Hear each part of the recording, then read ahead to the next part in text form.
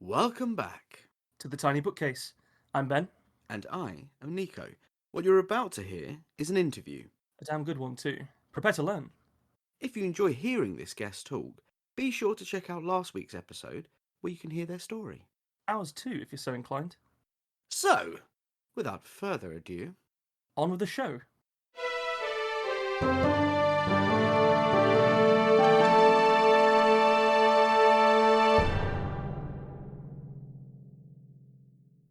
So, Chuck, what's the first Yes. book you remember reading? The first book I remember reading, its an entirety, was a book on actually the invasion of D-Day.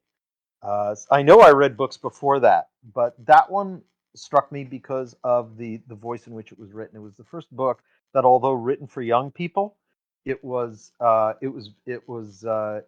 very, very. There were no there was no no kid gloves. It was pretty forthright, and it was like, oh wow, okay, that's good to know. And so that's where I learned that all five beaches names. I just can't remember which one the Canadian was, but other than that, it made a huge and memorable impression on me. A lot of facts of it, and then shortly after that, I read, and it is just as easy now as it would sound. There's a national book service in the United States which uh, publishes and then makes available for kids, Scholastic Book Services, things like that. Books for kids come up through, I think, elementary school. I think that's where it stops. And there was this one series. It was called Digby Allen's Space Ranger. Like I said, just as cheesy as you would think, just as predictable as you would think. But when you're 7, right, and you read this thing and it's taking you to the different planets of the solar system, and it was interesting because although the science was extremely basic, there was some science in there, and so I remember those two before any others for whatever reasons. Going to a Space Ranger from a as you say it, like a fairly full-on book about D-Day, a non-fiction Yeah, book about yeah. D-Day. That I can see why one would develop a love of science fiction almost immediately. I would have thought. I kind of had it. Yeah. Yeah. I'm sorry, Nico. What? is the correct pronunciation Digby Allen Space Ranger, or is it Digby Allen Space Ranger? Because You know what? that, It could be, as you it said. feels like that feels like it would have made a banging radio play. I guess that's what I'm saying. And I think you're right. I think it's exactly, it's got that vibe. Although I will say this much, it one of the things I think they were trying to do with these books is introduce some serious ideas about the size of planets and temperatures and certain other constraints that frequently don't find their way into Flash Gordon or Buck Rogers or other implausible names. Yeah. Who would ever name their children those first names? And although Digby is a legitimate name, at least in the United States, we don't have lots of Digbys around, probably for lots of years now. But the bottom line was it does have exactly that. Time Patrol.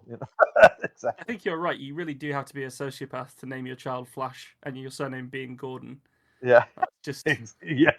As a Rogers, I have considered back in the past. At least have the decency to put it as a middle name. Yeah. Yep. Just hide it a little bit. So this the book on just to go back to the book on D-Day. This was this sounds like it was fairly impactful because you remembered it. And do you remember it because of how serious the tone was? Then is that why? Yeah, serious the tone and just the structure. I mean, I wasn't a writer yet. When you're 6 or 7, you're not a writer yet. Well, I mean, but you may be a storyteller, and I sure was. And what struck me right away was that this was not being doled out. It was simple. The language was relatively simple, but there wasn't any sort of in all sorts of things, in all sorts of kids' books, there's what I'll call the false drama, the made for hand wringing, all the things that will make little kids go, ooh, ah, or tell me more, that sort of thing. And this book didn't have any of that. And it clearly wasn't going to have any of that from like 2 or 3 pages in. And I suddenly got the sense of this is what most books are like. This is the difference. This is one of the big differences between a book for children, which in many ways is about whatever challenges you put in, you blend in an equal amount of reassurance and hand holding. This doesn't have that. So aside from the very somber story that's being told, do you think you found that exciting? Like your first access to, like the blinders being pulled away, your first access to real stories. Exciting is a I'm not sure that that's the word I would use. Boy, it was I think I would simply go with the impact that this was what it looks like behind the curtain that that adults keep on trying to dance around me with a little bit. This is what's behind that curtain. There's a sense of gratification, validation, arrival, and so excitement connected with that. But I mean, when I was 3 years old, my dad was building a half basement onto our house because of the Cuban Missile Crisis. So I grew up. In. So I know this is a perhaps a strange thing to hear, but then again, I've seen the film Threads. So we had a faint version of it, I think.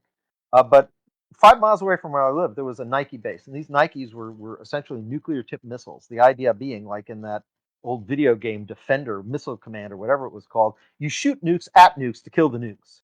A pretty daunting and sort of gobsmacking, to use a word I don't get to use around Americans very much.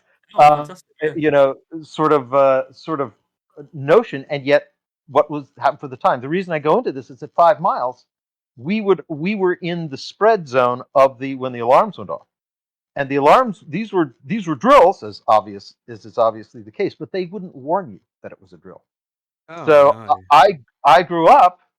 I grew up by 4 years of age. I knew that it was either a drill or I had 11 minutes if it was coming from a sub launch, or if it was 33 minutes coming over the pole. And terrifying. When you grow up like that, it's one of the reasons why Threads hit me so hard. I don't know if you guys have seen that film. Actually haven't. If you haven't, it's a brilliant piece of British cinema by a brilliant filmmaker, really doing this docudrama style, and it takes you from about a week before the balloon goes up to as much as I think about 14 years after. The majority of the film takes place between that week before and about a month or two after. And then you get this sort of awful epilogue of what existence, what little there is, looks like at that point. But it left me, I saw it when I was, I think, 24, 25, absolutely gutted me. And I think it's because I grew up with this in the back of my mind. How this turns into that Normandy book, because that was a couple of years earlier than reading the Normandy book. And this had long since being anything like exciting. I never saw this stuff as exciting. Because I had a very different set of associations with it. Yeah, I can. What an excellent answer that was. And then and then obviously straight into the Space Ranger, which is necessary. Right? Yeah. Fantastic. Oh wow. For the building blocks for a future in writing. Good well, very much so. Very, very much so. And they, as a matter of fact, the thing that brought me over on the Fulbright to the Wirral, Liverpool, Heswell, all those areas, was in fact stuff that really came up out of that. It came up out of this notion of this is what is going to happen in our future. How do we know it? And I became very interested in nuclear books about war, nuclear war.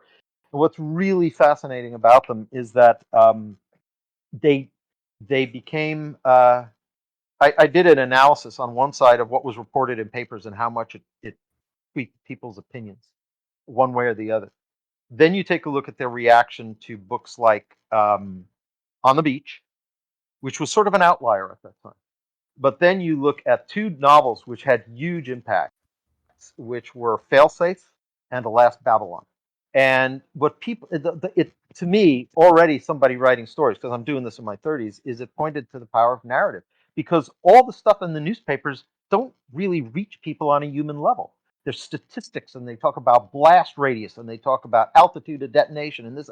The average people, well-educated people, look at this, and even if they understand what it all means, it doesn't strike you on a human level until you read it in a story and you see you vicariously live through the horror of the experience and the aftermath. And it's fascinating how that played into the change over time on attitudes towards mutual assured destruction. I don't know how I'm going to ask this next question, Ben. That was an incredible answer. Really got great insight into the way that you got your start, and also like how you approach telling your stories as well, which is really phenomenal. So yeah, well, I think you just have a crack at it, Nico. Yeah, I say off the back of all of that. Yeah, Chuck. yeah. What's your secret talent that few people know about? I have two. Go on. Mm-hmm. One is that I'm a volume meister. A volume meister. So when you're having to pack a moving truck or lorry, reticulated or otherwise, well, I mean, if you need to pack a reticulated lorry, you have too much stuff. That's all there is to it. But at any rate, if I can look at that, or I can look at a refrigerator, or I can look at a box, and I can tell you just when you're at the point where you can't get anything more in, and I mean looking at the stuff not in the box yet, just saying this, that, the other thing. I don't know why. It's my mind looks at that volume, and I have the mastery of it. That's one. That sounds fascinating. I kind of want to see you do it. Like, yeah. get a bunch of stuff out, throw it on the floor, put a box next to it, and go, "What's going in, Chuck?" Not the bloody Rain Man. I'm a very good packer. I'm a very good packer. You're good at packing things. Have you ever played the game Tetris? Oh, I know of it. Yeah, it doesn't translate. It doesn't translate. Oh, damn. Could have been a world champion. Nor to Jenga.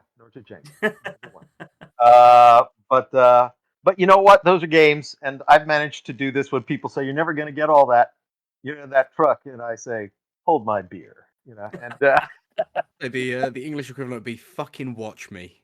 That's what we'd say. So feel free to use that. You know what? I think a lot of us do, even not knowing that it is so popular on the islands. The other Your one, second skill. There's that second skill. Hold on, need to take a drink here. Oh, hold on.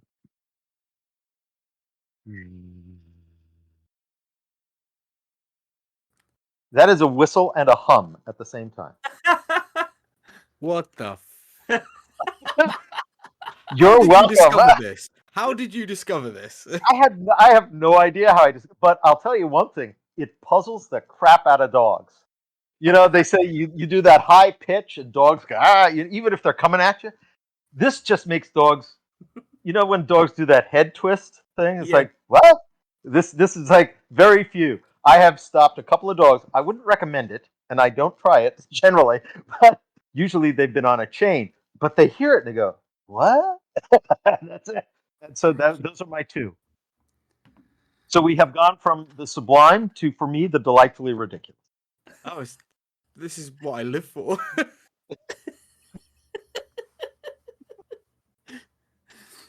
Oh, wow. Well, I just, I'm kind of interested. Very seriously. Were you trying to break into Summer when you used it on a dog on a chain? On that, go ahead. So Chuck, what is your favorite story? Just the first thing that comes to your mind. There's so many that I'm not gonna go with a printed story or a story that was printed long after it was first imagined. And it's a story that John Gardner uses in his book On Moral Fiction, and he makes the argument for why fiction and stories are important. And not to say that I totally disagree. He also gets very cranky about about what I would, what he would consider the excesses of deconstruction and to some degree postmodernism. The idea being that if you can't tell what the story is, maybe maybe that's a basis of critique. Um, so he tells a story about why fiction is important in the world in general, and he tells a story. You guys maybe know this one. How Odin lost one eye. Yes. Yeah, versions of So it. you know this one. Go for it. Okay. Yeah.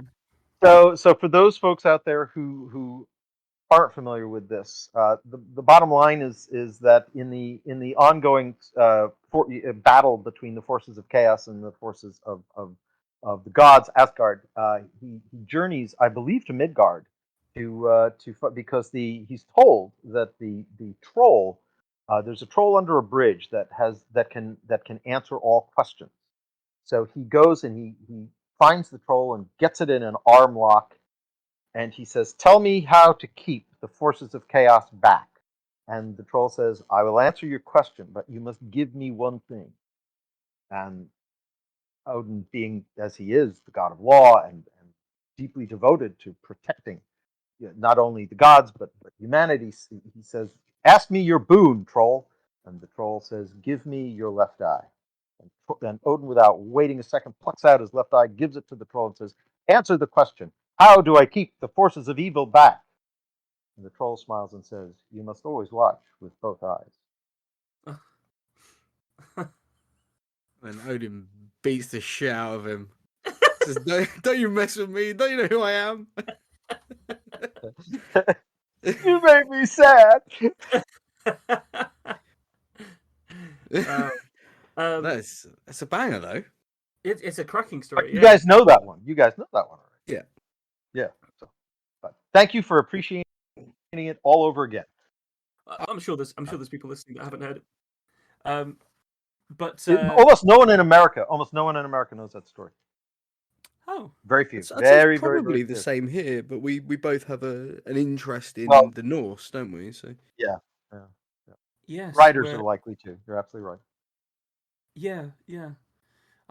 It's so rich that and a culture of storytelling in those Norse sagas. Beautiful. Oh, that's lovely. So it's also something really nice because the idea of behind the question of like what's your favorite story is, it's something that you carry around in your head with you. Yeah. So for you, what does that mean on a daily basis for you? Thinking about that story when you're writing. Well, it means it actually has a bunch of different meanings for me. One of which is even you just because you think you're doing good, you're convinced of it, and you're there for the right reasons, doesn't mean hasty action is always the best course of action. There's something to be said for initiative, but it can also be that initiative, if you're predictable in that impulse to action, that can be used against you, and it was used against Odin. And therefore, I think it's important whatever we're doing, whether for ourselves or for the good of others. There's that old carpenter saw. I'm sure it's in the UK as well as the US, which is measured thrice because you cut once. And this is a reminder of that. And I think it's really important. And I think if more people remembered it, I refuse to mix partisanry with my writing. I actually kind of think it's bait and switch. You come to hear me tell stories, and I'm going to tell you what I think of the world and who you should be voting for. No, I will not do that. But I do think there are some principles that are really important, and I think that's one of them. And I think the rush to action, people very often do not realize that it is as much an animal gratification as it is determination. And it's important to be able to calm that down long enough to say, is there a downside to this that I'm going to regret later on? So that's my daily use of it. I think that's an excellent thing to carry around in your pocket, a story to carry in your pocket, because it's words to live by for sure. Very wise. So, yeah, I'm going to tilt it the other way. We're flipping the seesaw. Everybody's falling off. Children are crying. Can you think of a book that didn't work for you at all? And if so, why didn't it? So, are either of you guys familiar with a French author of what I will call the conventional new wave by the name of Rob Grillet? I'm not. No. So you can find it and indulge if you're masochists, in my opinion. And I'm rarely going to come down on somebody that hard. But Rob Grillet, spelled I believe Robbeillet. Okay. If you're familiar with the works of Goss or William Gaddis or people like that, this is the school of opacity. Believe it or not, that is a school. And it was the idea of making the reader perpetually and immediately conscious of the fact that they are willingly engaging in artifice. That storytelling has nothing to do with experience. That narrative is strictly is a human reconstruction of events that actually essentially almost invalidates itself because it really doesn't offer anything other than the mythology that we understand the world around us. I think I'd probably prefer to take a whipping. Yeah. In order to make this clear, Rob Grillet does not write in the first person. He does not write in the third person. He writes in the second person future tense. That's so French, isn't it? Yes. Oh my God, that's so funny. I didn't mean to I get so angry there. Sorry, everyone. It's rather unfortunate that we watched the football yesterday. So. There's a ton of stuff out of French poetry, writing, philosophy, maybe a little less. But philosophy gets full of itself no matter who's doing it. But this one was this was too much. This was like, yeah, this is sort of like there are those works of art that it's two lines. It's two lines. One of their color is changed. The next in the sequence is one line is slightly wider. The other one is at a slight angle. It makes Mondrian look like a pointillist by comparison. And you look at I'm looking at this piece of fiction and it's like I'm a page and a half in and it's like I have everything I'm going to get from this now. And it's not like I didn't appreciate the first page and a half. This was a 182-page book. No. This is self-flagellation. I think this went out with bring out your dead and the plague and stuff like that. So, by the way, if you can't tell, huge Monty Python fan. So excellent. You're in good company. Oh well, I can totally agree that sounds bloody awful, and I will likely not be looking that guy up. So let's turn it back to you. When you come down to it, when you're actually creating your own fiction, when you're writing, do you have a particular writing process for writing shorter stories and flash fiction? So flash fiction, I don't have any process because it just happens. It happens before I'm aware of it. I mean, it's not a mode in which I operate, but it's funny that the only piece of flash fiction that I have, and I've never tried to run with it, simply because it's like there's too much other stuff to do. But I wrote I never thought about it until right now. It's about 5 years ago. I wrote a piece of flash fiction about a virus, and it's the speaker is the virus speaking in first person about humans that you get upset with all sorts of things, but it's going to be the one that you don't see right away. It's going to be the one that preys on you more slowly. We've got your number and you can put us down, and guess what? Every time you put us down, you're only making us stronger. So we'll be here waiting. And that's essentially the sort of the emphasis of that flash fiction, which came out of nowhere. It almost nowhere. I kind of know it was. There's a scene in Trial by Fire, as a matter of fact, where the viewpoint is of a semi-sentient computer virus that it lives to destroy a system, and that's its programmed equivalent of orgasm. So its act of becoming is its act of self-destruction, is its act of this fulfillment. Yes. So and then I went for some reason, I think when I was writing that, there was this sort of like biological equivalent just ripping around in my head. It's like 300 words maybe. So but in general, that's how it happened. That's the Just only way it happens. a little spark of prescience. I maybe no. I mean, the bottom line is viruses have always the bottom line is, to me, with weapons of mass destruction, if they are literal diseases such as smallpox, if you're talking about nuclear weapons, if you're talking about nerve agents, these are sort of almost binary things. It's not like you have a little global nuclear war. It doesn't creep up on you. There are these videos someplace online that my son likes to show me of, what to do, and it's somebody who's feigning an English accent.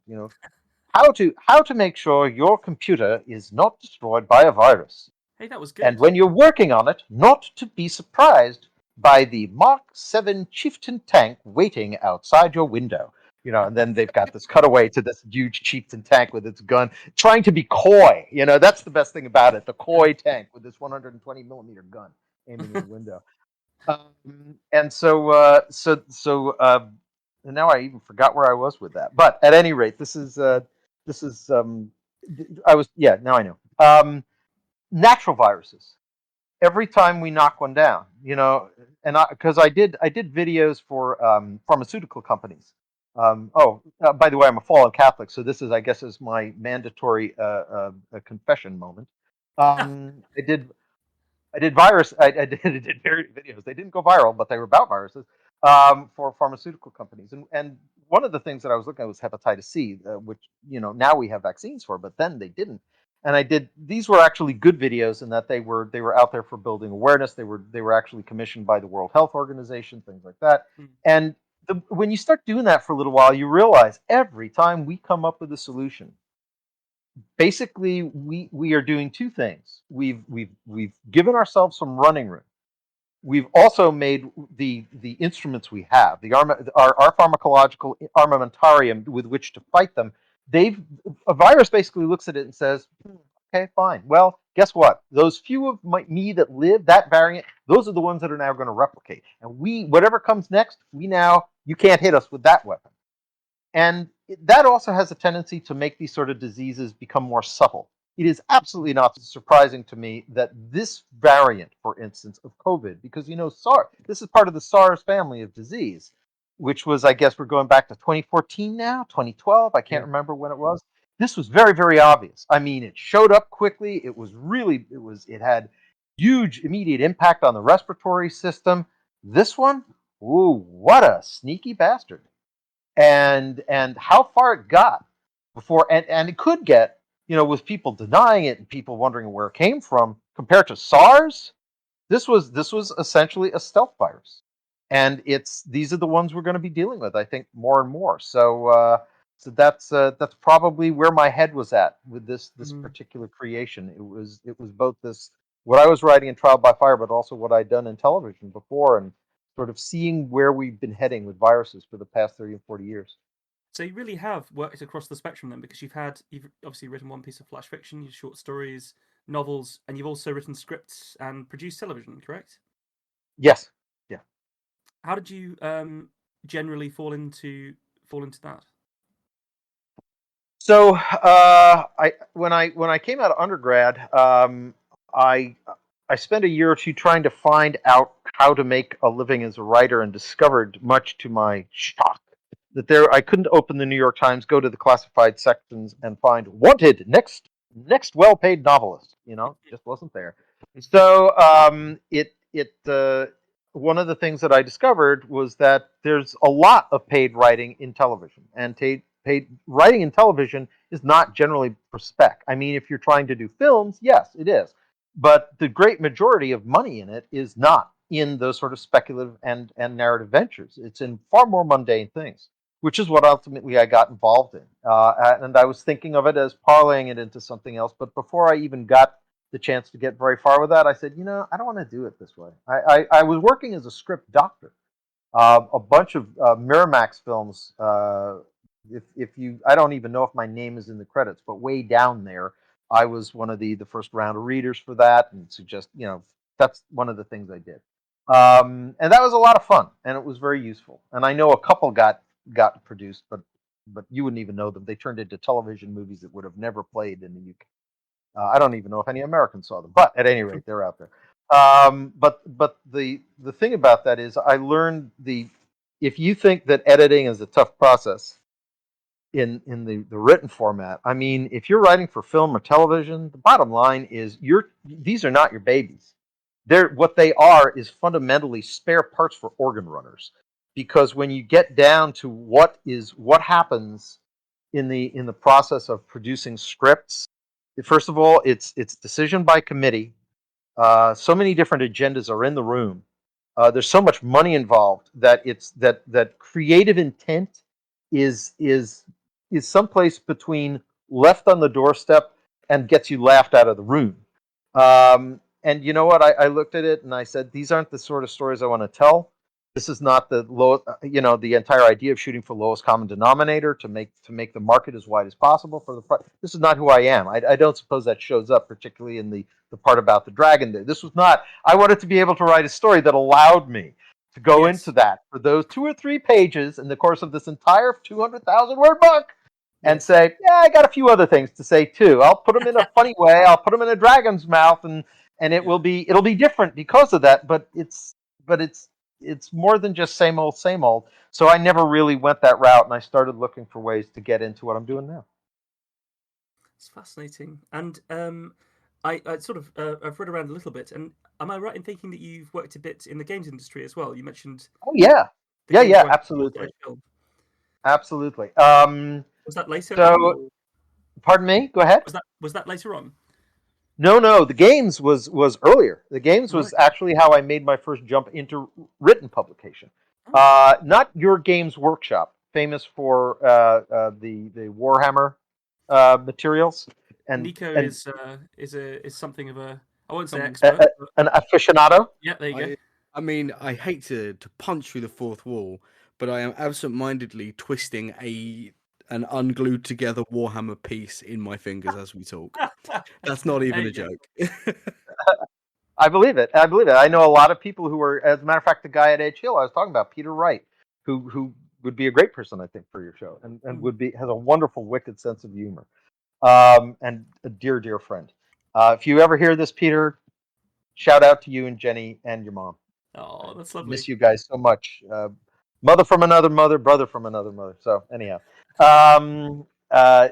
so I worked in something called Game Design Workshop, GDW. That was American, and I think I don't think anybody was catching anybody else's acronyms or there, but it was. You may know it through if you know science fiction role playing games, Traveler and Mega Traveler. Yes.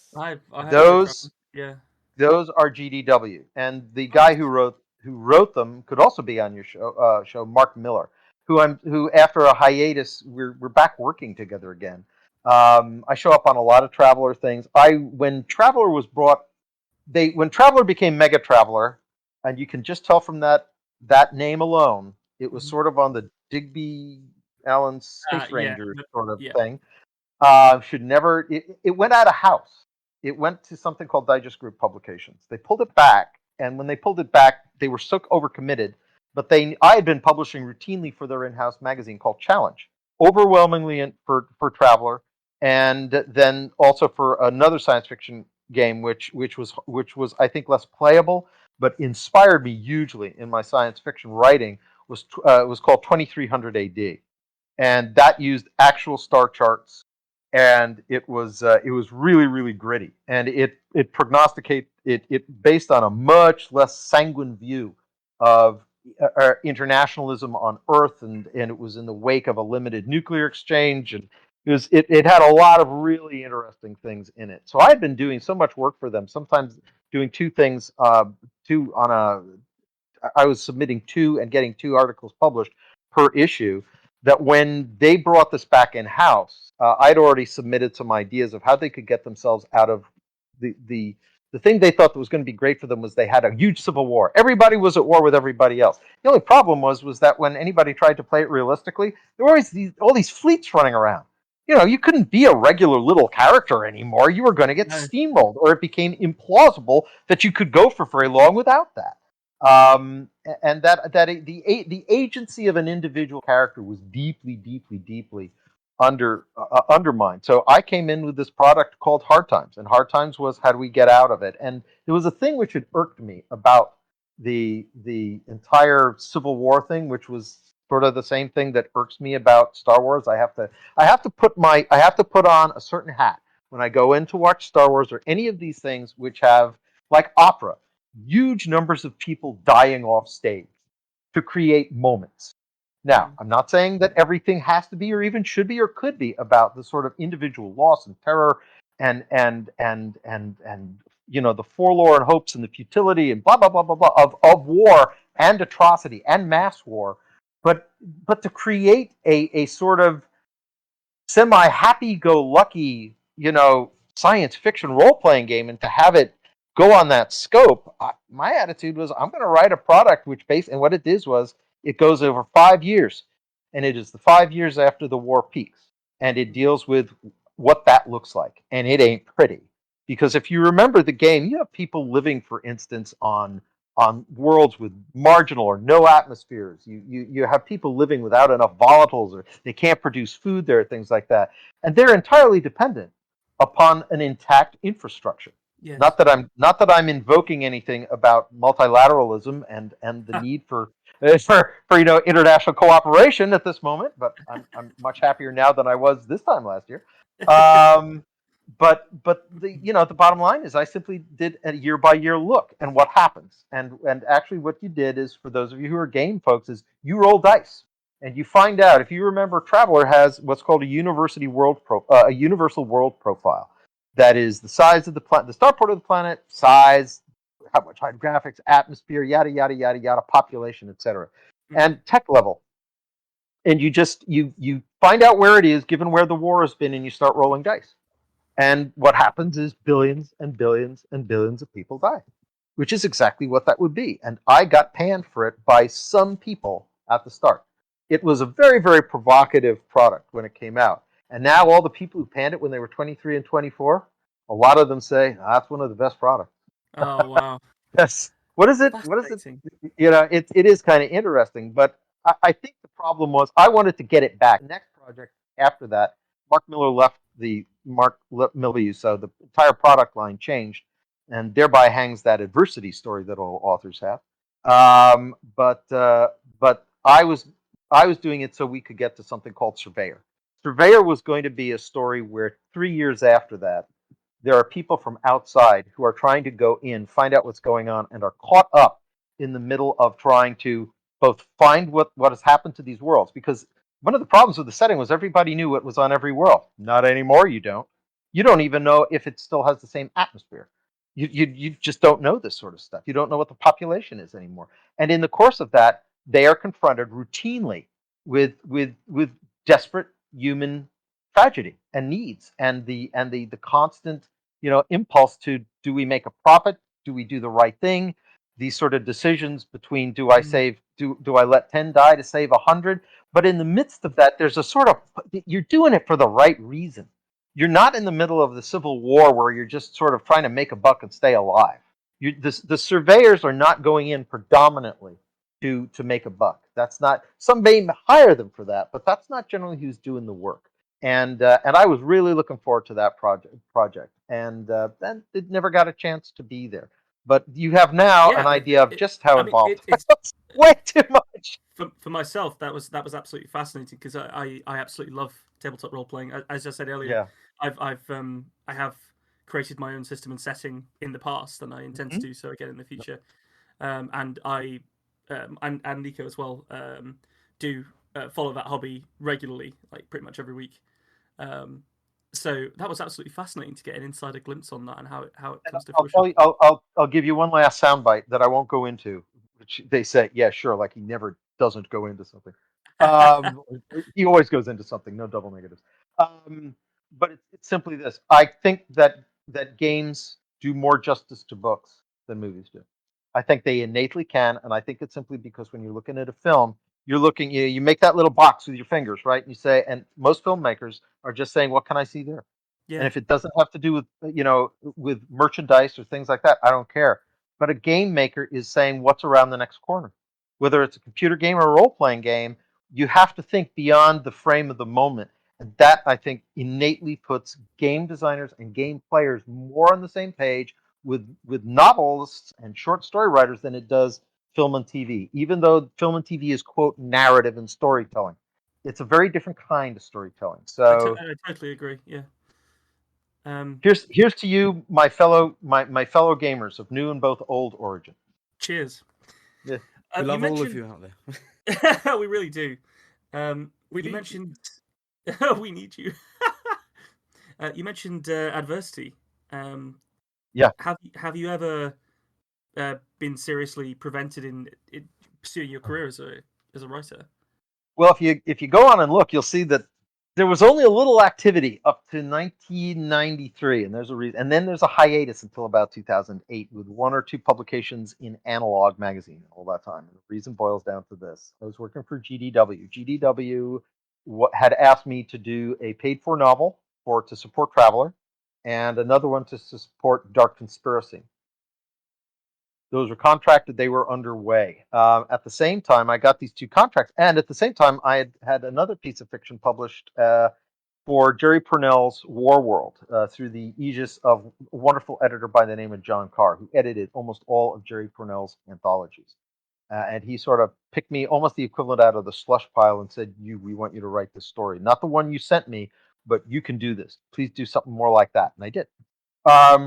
And so that's how that was my first credit for the Science Fiction Writers of America, and blah, blah, blah. So everything was looking great. But what had happened was that series, War World. So this is for those of you who are out there looking for like, horror stories, but also ride the ropes, don't give up, stay the course, all those, aphorisms and truisms. Yeah. The entire War World series had been sort of written into the ground. Steve Sterling and Harry Turtledove, both friends of mine, had so much fun beating up on the big bads in that series that there was almost no place left to go. So I came to John Carr and I said, I think that can be revived. And he said, how? And I told him, well, I think you just need to send some to this other continent. The technology is still so rudimentary on this planet. They're not going to know if there's a bunch of the ones that got away and are sort of making another problem. They get fat, dumb, and happy, and 20 or 30 years later, these new ones come in. And John Carr said, we're writing you a novel contract. So now I had an honest-to-God writing contract as my credit, not my IP, but my credit, and then 2 hired for novels. Well, this was everything I'd ever wanted, and this was 1992. I'm 32 years old, and I'm thinking, wow, this is all working out. But I'm working. My primary money at that time is coming freelance television. I'm a full-time freelance, and I go into the office there and I say, look, I got to cut back. And they said, geez, we were just going to hire you full-time salary. Can you do that instead? And I said, look, I can't come off a freelance.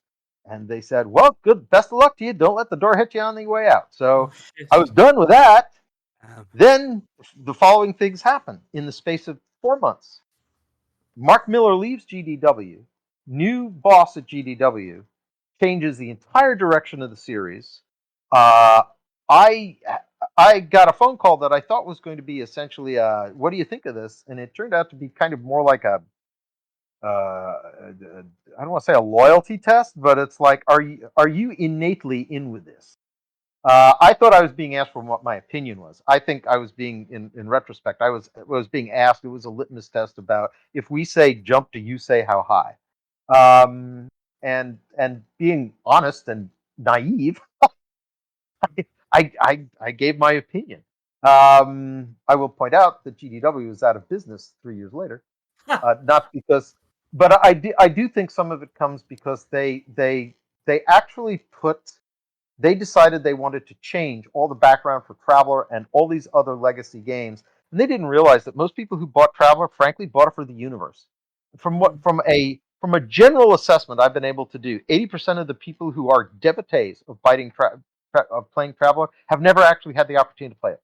They've never had somebody close enough for sit-down games, but they love the universe. They love the way the universe is sort of, it's an extremely orderly universe. It has numbers. It is, it does that. It makes itself accountable to itself, right? And I think people just ate that up, and they jumped the timeline 100 years into the future, and a lot of people just said, "Why am I don't want to do this. This isn't what I was here for. You told me the story. You just invalidated the story." So the bottom line was, so now I'm not working for television. Now I'm actually in a little bit of discussion with GDW because I still had contracts, but they weren't going to promise what they were going to be, and I introduced them to the concept of a kill fee, which they didn't know about. So that created some interesting, tense months. And at the same time, Jerry Purnell, if you were to go back and look at his offerings, you will note that he had 4 or 5 different anthology series going, great guns at that point. And they all stopped all in the same 6-month period. There weren't sales problems with any of them. I'm not going to say why that happened. I do know the inside story, but it had nothing to do with sales.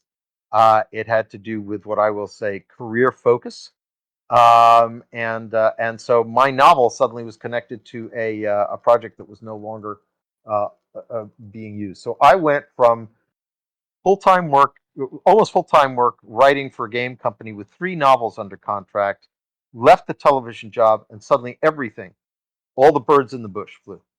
And I had contracts for them, so it wasn't like, and I didn't get a chance to go back into it full-time until 2008. So you're talking a hiatus of 15 years. Bloody hell. Right, Riley. Really had the rug pulled out from under you. Oh, I did. As a matter of fact, when I went to it didn't stay with me, but the next time I went into the barbershop, they cut my hair. A third of it was white. I kid you not. Whoa. You think this stuff happens in, like, I always used to read about this happening. They say it happens a lot for some reason in the Philippines, from dreams and things like that. I don't know, but I always thought, well, I don't know that I believe that, but that's what the story was at any rate. So, by the way, if I had to pick a genre of fiction to keep, because I know some of the questions you've asked along the way to people, I would simply call it eclecticism. Eclecticism. Well, because cheating, damn it, isn't it? I'm not.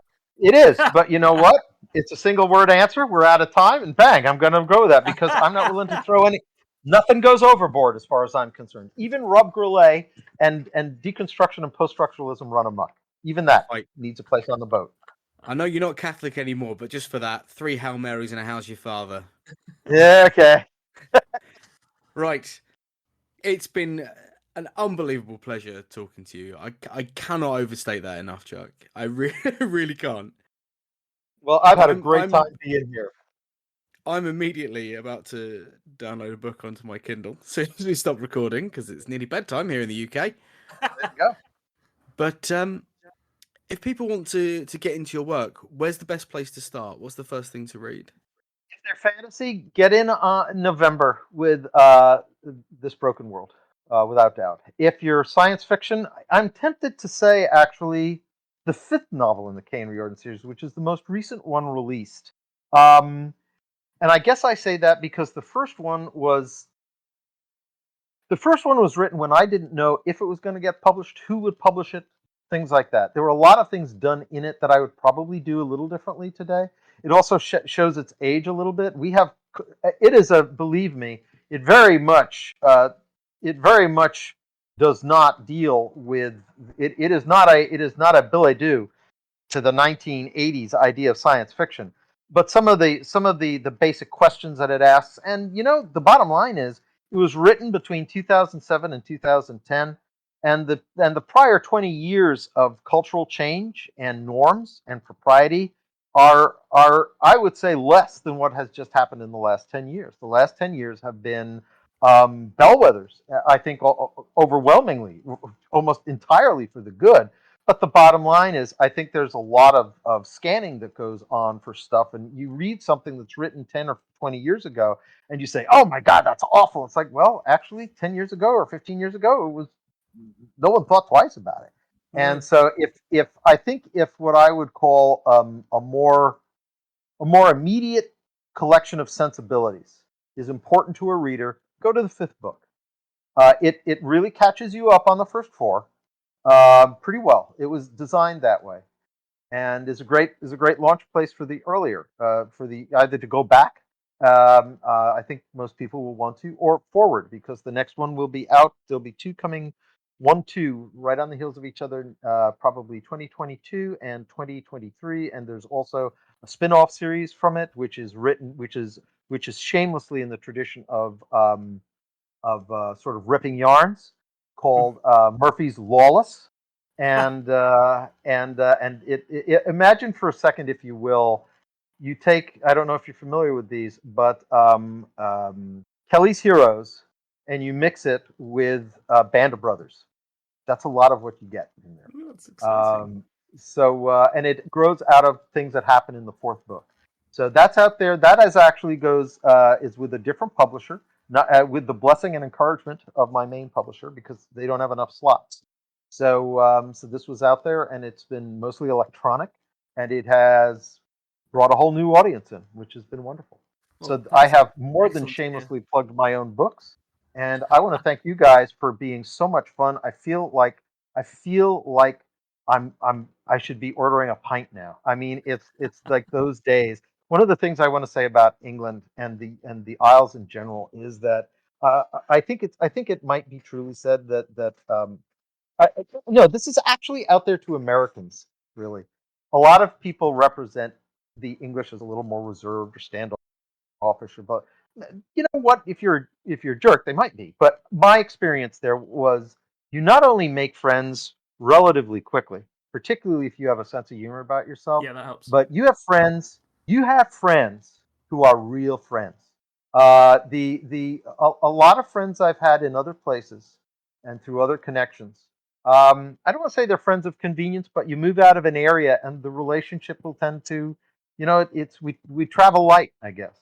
Yeah. I don't feel that my English friends travel so light, and I prize them very highly. And it has been huge fun spending time with you guys and feeling a little bit of that vibe. That is lovely to hear. And if you're ever over here again after the pandemic has ceased, we will stand you a pint. So Make that pint happen, yeah. Yeah. Oh, that'd be great, guys. I'd love that. Actually, where can people find you online? What is your? Just put in Chuck Gannon in Facebook. You can do, I think it's CE Gannon or CE Gannon 1 at Twitter. I almost never use it. It is the sound that birds make, and birds have birds' brains, so I generally not go there. I know I've just now alienated 3/4 of the audience. It's quite alright. It's a cheap joke, but what the hell? And that's really, I really stay focused on Facebook, because it's a long enough format, and I don't want to have to be clever in 28 characters. I don't do that probably well, if at all. So at any rate, that's where to go to look for me. I am on Twitter. I'll certainly respond. LinkedIn, you can if you want. I have a website. I find websites are being sort of left in the dust by social media. So, but I'm around, and Google me. You'll find me in a whole bunch of places. Well, thank you so much for joining us. Thank you for being here. Thank you for sharing not one but 2 bits of story with us. And really all cool. of you listening. Thank you for joining us on the adventures of Dr. Charles E. Gannon. Okay, wait a minute. Okay, now I've got my cape back. Okay, I feel like I'm up to the intro. Okay, or the outro, as the case may be. Thanks very much, everybody. It's been great fun being here. Cheers. Thanks, Chuck. Thanks for joining us for this episode of The Tiny Bookcase. Remember to subscribe, otherwise you're going to miss out on the future fun. Also, tell a friend. If you like this episode, link them to it. We'd be tremendously grateful. You can follow us on Twitter at BookcaseTiny, Facebook at The Tiny Bookcase, and Instagram at BookcaseTiny for updates. Speaking of supporting the podcast, well, magic can only take one so far. The Tiny Bookcase is supported by the generosity of its patrons. Those kind souls have really kept my belly full the last year. Let's cast a spell for them, shall we?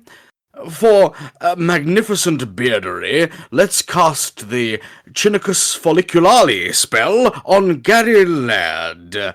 For rich ginger tones on the scalp, let us cast the Orangi Hedondo spell for Scott Byrne. And for general fabulousness, why not the Ooh La La How's Your Mother spell on Matthew McLaren?